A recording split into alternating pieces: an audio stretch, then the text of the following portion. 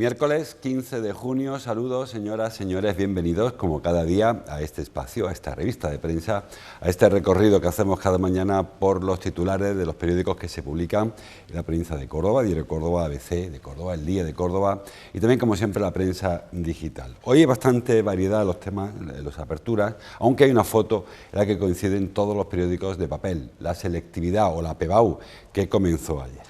El diario Córdoba ha escogido este tema para primera plana con una foto de A.J. González, ahí la tienen. Una PEBAU de libro, dice el diario Córdoba. La prueba de acceso a la universidad abre con Pío Baroja como protagonista, titula el diario Córdoba. El titular para el calor, salud, la consejería. Salud vigila en Córdoba a 1.500 pacientes de riesgo por ola de calor. No solo pacientes, ahora hablamos de quiénes son las personas que están vigiladas, son pacientes y también personas mayores, personas más jóvenes, personas menores de 5 años y también pacientes polimedicados, en fin, ahora hablamos de este asunto. El diario ABC también ha escogido la selectividad, el diario Córdoba es en la puerta de la Facultad de Medicina, la tienen, la de ABC dentro de la facultad, una foto de Valerio Merino, otra selectividad con Franco y Primo de Rivera, titula. Los estudiantes cordobeses empezaron ayer el examen de la PEBAU en plena ola de calor, en el que volvieron a caer por 10º año consecutivo ambas dictaduras, la de Franco y la de Miguel Primo de Rivera. Primo, pero Miguel, no José Antonio.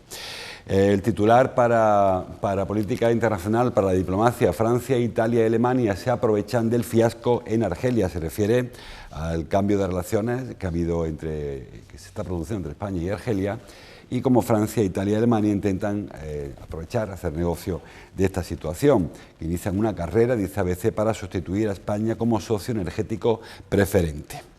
El diario El Día. Foto también para la selectividad, para la PEBAU, una foto que firma Juan Ayala. Los estudiantes que se juegan su futuro, titula prueba de selectividad también, en este caso a la Facultad de Medicina, Ciencias de la Salud. La selectividad arranca sin incidencias y con pruebas asequibles o accesibles, como quieran, para los aspirantes. El titular para las cuentas de la Iglesia en Córdoba. La diócesis cierra el año con unos ingresos de 22,7 millones de euros. Ahora hablamos de este asunto. Asegura que más de la mitad de este ingreso, de estos fondos que llegan a la Iglesia, provienen de aportaciones de los feligreses a través de la declaración de la renta, de la crucecita de la declaración de la renta o de las parroquias. Dice que solo 2 de cada 10 cofradías contribuyen con el fondo diocesano al que se comprometieron. Saben que las cofradías aportan una parte de sus cuentas a la diócesis y sin embargo solo el 20% lo hace. Bueno, empezamos con el tema PEBAU, como señalábamos, el tema selectividad. Ayer fueron 4.500 los alumnos que estaban citados para iniciar las pruebas de acceso a la universidad. Esta PEBAU, que este año duran 3 días, que parece que son la última edición de una nueva edición de la PEBAU. El año que viene hay otra, la ley CELA. También cambia de nuevo la PEBAU. Creo que casi esto va de año con año, ¿no? Hace ya, bueno, año, un poco exagerado, pero es verdad que llevamos bastantes cambios en los últimos años de modelo de prueba de acceso a la universidad. El próximo año, por ejemplo, se podrán examinar alumnos que haya quedado alguna prueba, alguna asignatura. No será obligatorio tener el currículum completo, sino con una asignatura, determinadas asignaturas, permitirán incluso así el acceso a la universidad. Ayer, como siempre, muchos nervios, mucho cosquilleo, mucha preocupación por los alumnos, porque lógicamente no está solo ya en aprobar. Luego, cuando salgan las notas que salen la semana que viene, al final, 23, creo, 26, cuando salgan las notas verán que la inmensa mayoría supera esta prueba.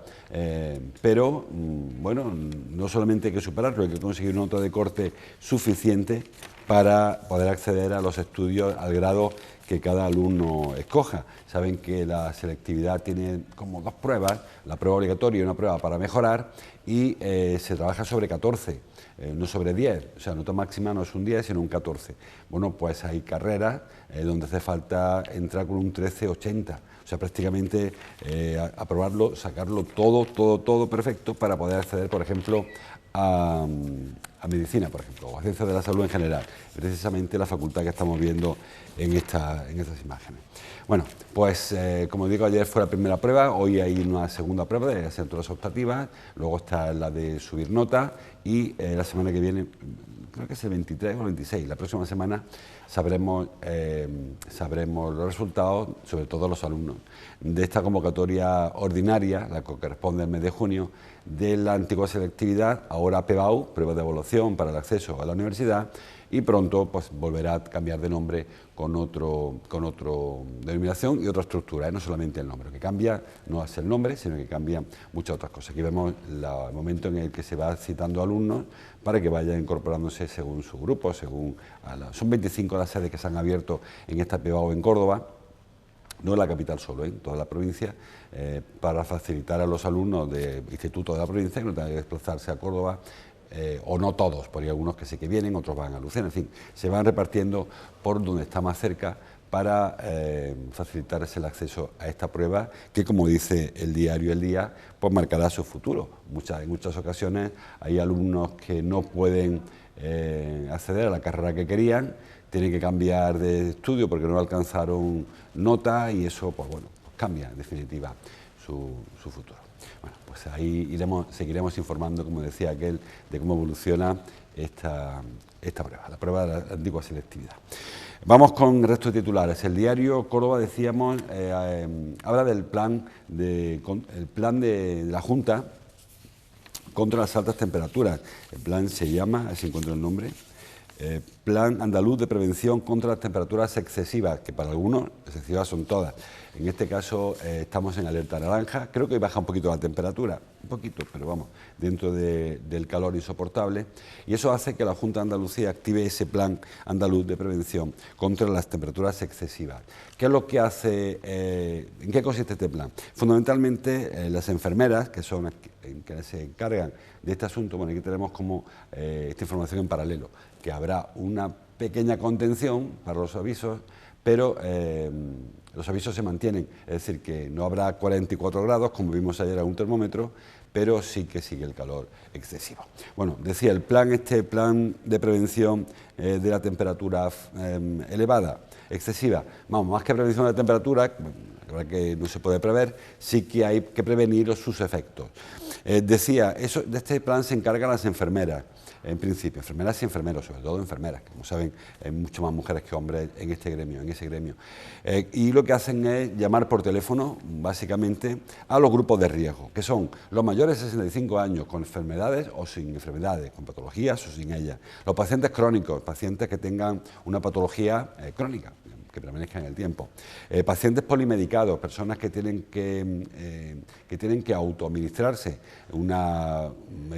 fármacos, bueno, más de la cuenta, de los que quisieran, nadie quiere tomar fármacos, y eso me le hacen más susceptibles a los cambios de temperatura.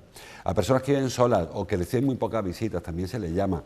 También se llama a la población, o se intenta localizar población sin hogar, porque si no tienen hogar, en ocasiones tampoco tienen teléfono, claro. Y también se vigila a los niños menores de 5 años, o al menos se le habla con los padres para ver cómo se encuentran. Esa llamada telefónica, pues eso, es un test. Se les pregunta si se hidratan convenientemente, si hay mucha agua, que es lo que hay que hacer en este tipo de casos, si se protegen del sol, si tienen su habitación, en la que pasan la mayor parte del tiempo, suficientemente acondicionada, climatizada, y si necesitan que vaya una enfermera, un médico o una médica a su domicilio para atenderle por cualquier circunstancia. En principio, con eso es suficiente. Las enfermeras hablan de los síntomas que puede producir o que puede provocar un golpe de calor. Por ejemplo, el sarpullido de la piel es bastante habitual. Es probable y es posible que el calor provoque sarpullido, eso sea el síntoma de que hay un problema de hidratación, por ejemplo. La piel caliente también, la piel enrojecida, la sudoración excesiva, porque lógicamente aquí, esta época, sudamos todos. El cansancio, el calambres incluso y mareos por falta de agua. Falta de líquidos. Bueno, pues ante cualquiera de estos síntomas, si no les han llamado, pues llamen ustedes o al menos intenten aliviar ese golpe de calor, porque es posible que ante cualquiera de estos síntomas, y si hay concurrencia de más de uno, pues preocúpense porque puede estar sufriendo un golpe de calor y que puede ser, en principio, no es normal que tengan consecuencias graves, pero según y cómo, y si no se la atiende convenientemente, sí que puede tener consecuencias. Así que ojo a este asunto, porque como decíamos, las temperaturas van a seguir hoy todavía muy altas, luego parece que baja un poquito, voy a ver si encuentro el planning que tiene por aquí los periódicos, empiezan a bajar y ya para el fin de semana tendremos temperaturas más de junio que de agosto, como está ocurriendo en este momento. Pero hoy todavía hará mucha calor y habrá todavía unos días donde el calor sea, bueno, darle cuidarse al menos, intentar evitar trabajar en las horas de máxima temperatura, trabajar o hacer ejercicio, que todavía se siguen viendo personas haciendo footing o corriendo o running a horas que no son, bueno, no son de sentido común, cada uno tiene las horas que tiene para correr, pero bueno, en este momento parece que es más recomendable posponer el ejercicio físico o para hoy, o para mañana o para cuando se pueda, porque sí que puede provocar un golpe de calor importante. Y luego hidratarse mucho, lo más importante ante esta situación es hidratarse para evitar que haya, pues no encuentro eso. Pero vamos, de memoria se lo cuento, ahí se prevé una bajada de temperatura interesante de aquí al fin de semana y entre medias pues irá poquito a poco bajando. Para hoy la temperatura está en 42, ha estado en 44, tampoco hay mucha diferencia, pero sí que va a ir bajando poco a poco. Bueno, no lo encuentro, pero seguro que ya lo saben porque a todo el mundo le interesa, igual que a mí, saber qué temperatura hará y el fin de semana hay un poquito menos, un poquito de alivio térmico. Más cosas. Hablábamos de las cuentas de la Iglesia. Ayer el Ecónomo de la diócesis hizo público las cuentas de la Iglesia, que no son un secreto, hace mucho tiempo que la Iglesia publica sus cuentas para que todo el mundo sepa a dónde va el dinero, de dónde llega el dinero de la Iglesia y a dónde va a parar el dinero que los feligreses entregan en la parroquia. Bueno, pues en general, para la diócesis en general, los ingresos, como les decía, la aportación voluntaria, vía básicamente el cepillo, llega al 36% del total, unos 8 millones de euros recibe la Iglesia de Córdoba de las parroquias, de los fieles, perdón. Del IRPF, de la cruz que se puede poner en la declaración de la renta, llegan 4,5 millones casi, 19%. Otras aportaciones, el 3%, poquita cosa. Luego, los ingresos sacramentales, esto es, las comuniones, las bodas, los bautizos, por ahí se ingresa a la Iglesia 3.500.000 euros prácticamente al año en Córdoba.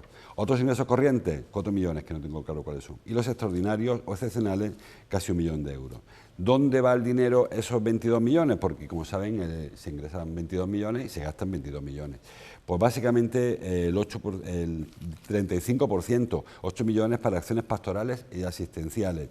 Para pagar a los curas, al clero y las religiosas, pues 3 millones de euros, en total para todos ellos, lógicamente. El personal seglar se lleva 2 millones de euros, los no religiosos, no religiosos, que no son clero, no es clero. Para aportaciones a su centro de formación, 180.000 euros, ahí las cuentas son bastante parejas. Para conservar edificios, 6 millones y gastos extraordinarios excepcionales, 2.400.000. Está en los periódicos, porque ayer lo facilitó, como digo, el obispado, José Luis Vidal, el Ecónomo. Están todas las partidas, tanto los obispados como el de las parroquias. Las parroquias pues no tienen asignación tributaria directa, todo eso va al obispado. Y ellos reciben 5 millones de euros de la asignación de la aportación de los fieles, perdón. Y en cuanto a gastos, pues son 76.000 euros los que pagan para los sacerdotes que cobran por otro sitio. Si tenemos curiosidad, como digo, en todos los periódicos aparecen las cuentas de la Iglesia de Córdoba, que no el Cabildo Catedral, que eso es otra cosa. Eso es lo de la Iglesia de Córdoba. Más asuntos que aparecen por los periódicos. Bueno, hablando de religión o algo parecido, porque en este caso ya tiene poco carácter religioso, las ermitas, que ayer recibieron de la Junta la catalogación de bien de interés cultural para el Monumento de la Sierra de Córdoba. Un monumento en su origen religioso, que sigue además gestionado por religiosos, pero cada vez menos. Realmente ya ha cambiado un poco la función, ha cambiado por completo la función original, aunque ahí sigue estando la estatua del Sagrado Corazón de Jesús, sigue habiendo una iglesia dentro, como bien saben, incluso un edificio que se utiliza para ejercicios de recogimiento y espirituales, pero realmente el carácter religioso con el que se concibió en su día, pues ya no lo tiene. En cualquier caso, las ermitas reciben esa catalogación tan importante, que sobre todo es un tema de protección. Lo que permite esta catalogación como bien de interés cultural es su nivel de protección. Tiene una riqueza patrimonial, que es medioambiental también, que es arquitectónica y que es cultural o etnológica, como quieran llamarle. La figura de Sagrado Corazón, que ha tenido que sufrir varios procesos de restauración, y los edificios del siglo XVII, que es lo más interesante, sobre todo desde el punto de vista antropológico, como le digo. El tema religioso, siéndolo, sobre todo ya cada cual tiene su propia visión de este asunto, pero como digo, en los últimos años, pues no es ese retiro que tuvo en su origen hace 300 años, este enclave, ¿no? La ermita del desierto de Belén, sino que ahora tiene otro carácter, bueno, pues medioambiental, digo, cultural, paisajístico, muchos otros, mucha riqueza y también religiosa, porque se mantiene sobre todo según las creencias de cada cual. Más asuntos. Ayer hubo la ola de calor, hubo una protesta de los padres, de los alumnos, padres y madres, de los alumnos y las alumnas del Colegio Mediterráneo en el Parque Figueroa. Lo habían avisado ya. Saben que hay una polémica que ya va para un par de años o más sobre la climatización de los centros escolares. Antes de la pandemia, recuerden, hubo un verano muy caluroso también y hubo protestas de los padres que acabaron por sacar a sus hijos e hijas de los colegios porque advertían que era imposible dar clase a 30 grados, que los críos, los chicos, las chicas, los alumnos, pues salían del centro, pues eso, chorreando, como imagina, a los alumnos y los profesores, pero claro, parece que uno es más sensible con los niños. Bueno, pues después de aquel episodio, se empezaron a adquirir los aparatos de aire acondicionado. La Junta de Andalucía empezó a adquirir, el Ayuntamiento empezó a dotar los centros de aparatos de aire. Y durante todo este periodo, pues se han ido instalando. En el caso del Colegio Mediterráneo, en el Parque Figueroa, los aparatos se instalaron e incluso echaron a andar. Y casi todos los aparatos funcionan, pero, como señala el diario El Día, por ejemplo, un insoportable calor echa de clase a los alumnos del Mediterráneo. En principio fueron de algunas aulas solo, la de segundo C es donde se inició la revolución, los padres, las madres y los padres de los alumnos de segundo C, en el grupo de WhatsApp de segundo C, saben que ahora cada uno tiene un grupo de una cosa. Bueno, pues en este grupo las madres y los padres decidieron sacar a sus hijos a las 12. Lo comunicaron a los profesores, a la dirección del centro y se autorizó. Claro, si los padres dicen que lo van a sacar, pueden haber dicho que no, que tienen que quedarse, pero se autorizó por parte del colegio y de la Delegación de Educación de la Junta de Andalucía, Consejería de Educación. Así que a las 12, como ven en la fotografía, los padres y las madres pues acudieron a las puertas de este colegio en el Parque Figueroa y sacaron a los chavales. Más fue un poco aquello de espectáculo, porque le recibían con aerosoles de agua, con abanicos, porque es verdad que a las 12 ayer también hacía calor, dentro del aula y también, evidentemente, fuera del aula.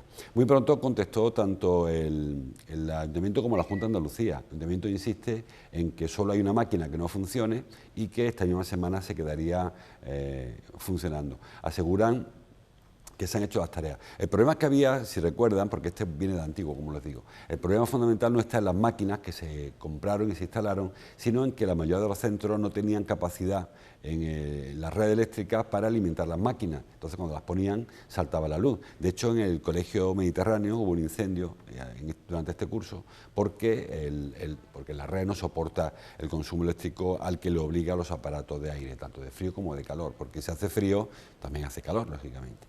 Entonces, lo que hay que reparar no era la máquina en sí, sino lo que había que condicionar no era la máquina, sino la instalación eléctrica. Ahora parece que la luz ya tiene capacidad eléctrica para alimentar estas máquinas, pero lo que falló fue un aparato, que puede ser, lógicamente, que las cosas se rompan y hay que arreglarlas. Eso es lo que decía ayer el delegado de infraestructura del Ayuntamiento, el encargado responsable de que esta maquinaria funcione, que, como digo, pues no funcionó.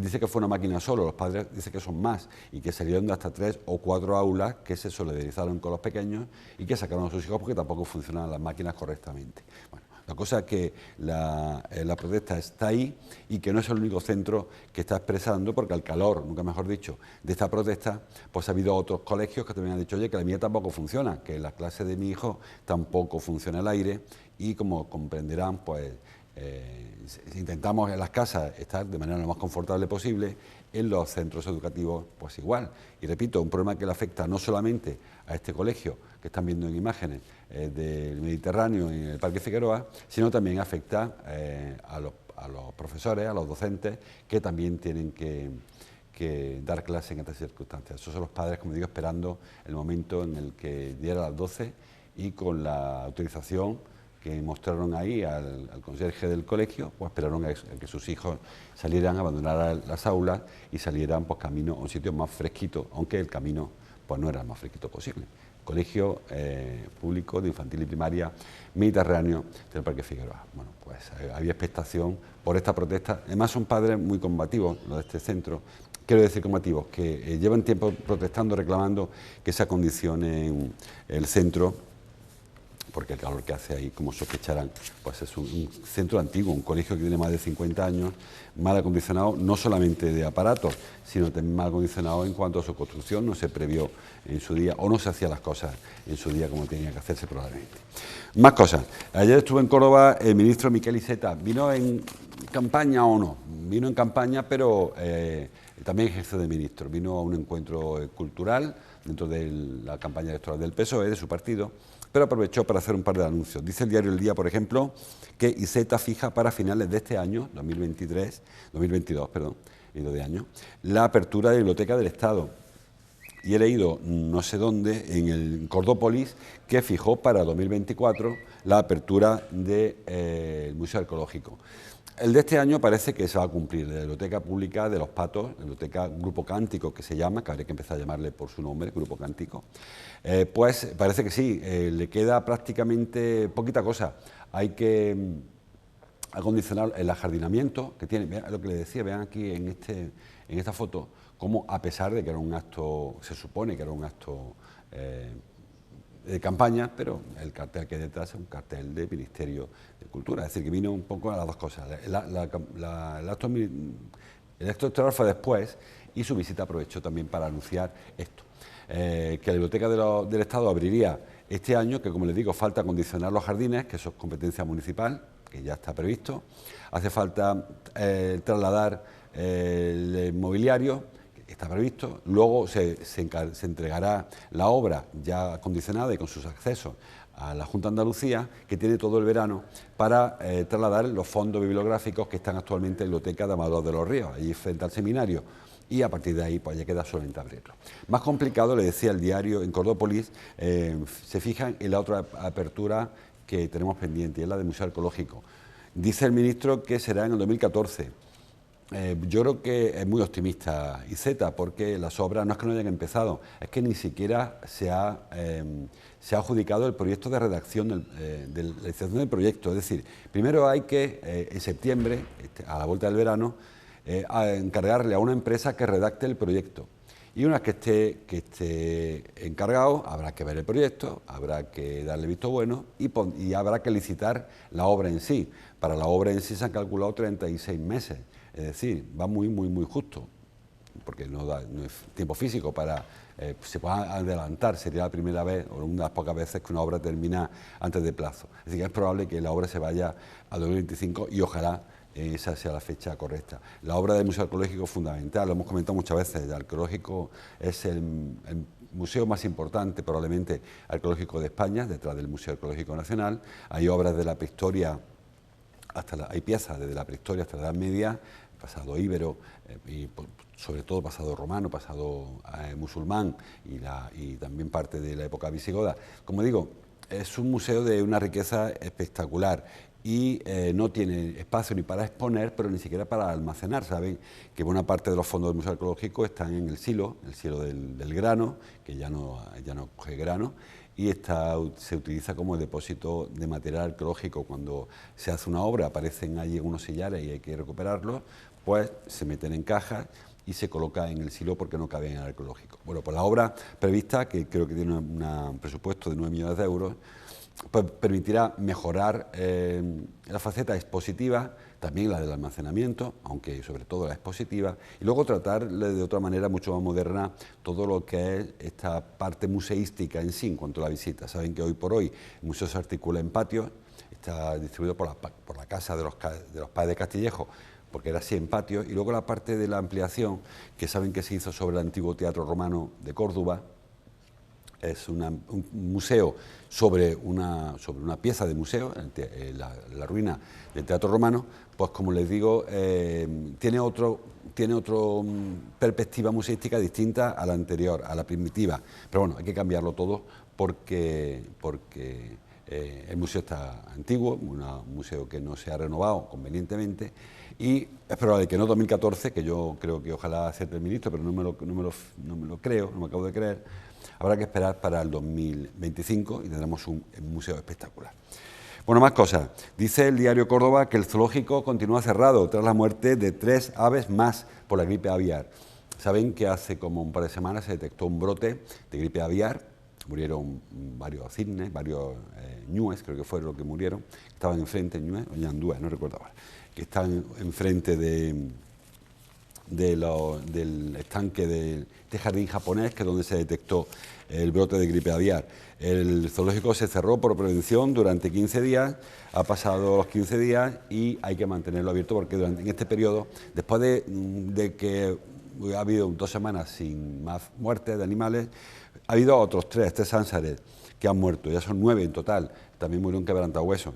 Se envían muestras, biopsias de los animales muertos para que se analicen a ver si hay gripe aviar o no. Todo apunta a que va a estar un par de semanas o 3, más bien 3, más que 2.